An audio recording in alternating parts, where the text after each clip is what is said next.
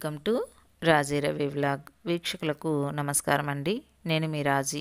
ఈరోజు ఈ వీడియోలో డిగ్రీ థర్డ్ సెమిస్టర్ తెలుగు విద్యార్థులకు యూనిట్ 5లో ఉన్నటువంటి శ్రవణ మాధ్యమాలు, వాటి రచన, దాని గురించి వివరిస్తానండి. చివరి వరకు చూడండి. మీకు మా వీడియో నచ్చినట్లయితే ఖచ్చితంగా లైక్ చేయండి, షేర్ చేయండి, సబ్స్క్రైబ్ చేసుకోండి. రేడియో అనేటువంటిది ఆవిర్భవించడానికి ముఖ్యమైనటువంటి కారణాలు ఏంటి అంటే 1844లో కనిపెట్టినటువంటి టెలిగ్రాఫ్. ఈ టెలిగ్రాఫ్ అనేటువంటిది ఎంత పెద్ద సమాచారాన్నైనా సరే స్వల్పకాలంలో, చాలా తక్కువ సమయంలో ఇది సుదూర ప్రాంతాలకు పంపడానికి ఉపయోగపడుతూ ఉండేది.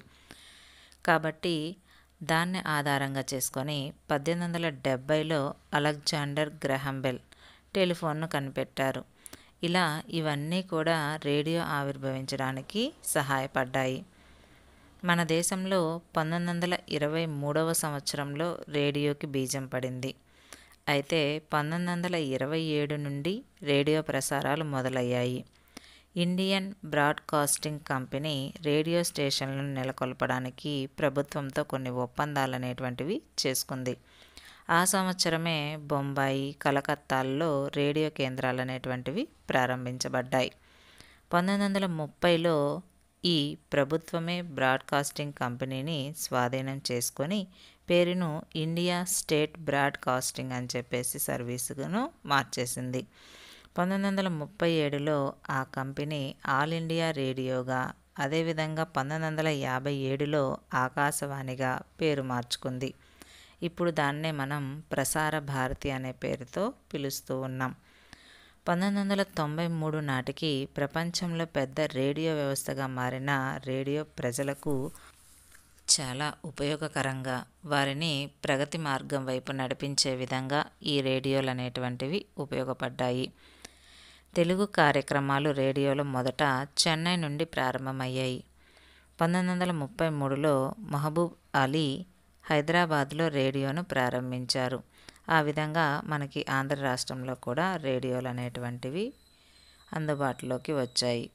ఇక ఇప్పుడైతే విదేశీ కార్యక్రమాలు కూడా వినేటువంటి అవకాశం మనకి ఈ సాంకేతికత అనేటువంటిది మనకి తోడ్పడుతూ ఉంది.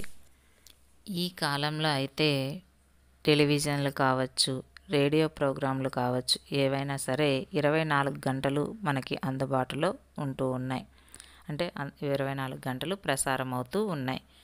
ఇక రేడియో భాష, రేడియోకి ఉండవలసినటువంటి భాషలు ఏంటి? రేడియోలో కవితలు, కథలు, నాటకం, ప్రసంగం, ఏవైనా పాటలు, ఒకరితో ఒకరు మాట్లాడుకునేటువంటి కార్యక్రమాలు ప్రసారం అవుతూ ఉంటాయి. పత్రికల్లో రాసిన విధంగా రేడియోలకు రాయకూడదు. నిరక్షరాస్యులకు చేరే మాధ్యమం కనుక వారిని దృష్టిలో ఉంచుకొని ఈ రేడియో రచనలు అనేటువంటివి జరగాలి. స్థానిక రేడియోల్లో ఆయా ప్రాంతాల మాండలికాలను, అదేవిధంగా యాసలను రెండింటినీ కూడా వాడుకోవచ్చు. ప్రాంతీయ భాషల్లోని సహజ శ్రావ్యతను స్థానిక రేడియోలు అనేటువంటివి కాపాడుతూ ఉంటాయి. ఇక రేడియో రచనకు ఉండవలసినటువంటి ముఖ్యమైనటువంటి లక్షణాలు. రేడియో రచన భాష మరింత సరళంగా ఉండాలి. ఎందుకంటే నిరక్షరాస్యులు సైతం విన్న వెంటనే వారికి అర్థమయ్యేలాగా ఉండాలి. కాబట్టి ఈ రచనలు అనేటువంటివి ఎప్పుడూ కూడా సరళంగానే ఉండాలి. 3-4 పదాలకు మించి వాక్యం అనేటువంటిది ఉండకూడదు. ఉద్వేగం, ఉత్సాహం, ఆశ్చర్యం, బాధ, ఆనందం వంటి భావాలకు తగిన భాష ఖచ్చితంగా ఉండాలి. మాండలికాలు ఎక్కువగా ఉపయోగించకూడదు. ప్రామాణిక భాషను అవసరమైతేనే మాండలిక భాషను ఉపయోగించాలి. శ్రోతలను మెప్పించే శైలి ఉండాలి. అనవసర విషయాలు, ఉపోద్ఘాతాలు ఉండకూడదు. జరిగే కార్యక్రమం గురించి శ్రోతలకు తెలిసేలాగా రచనలు అనేటువంటివి చేయాలి. ఇంటర్వ్యూ చేసేటప్పుడు నిమిషానికి ఒకసారి వ్యక్తి పేరు చెప్పాలి. ఇలా రేడియో రచనలు చేసేటువంటి సమయంలో ఈ జాగ్రత్తలన్నిటినీ కూడా మనము పాటిస్తూ ఉండాలి.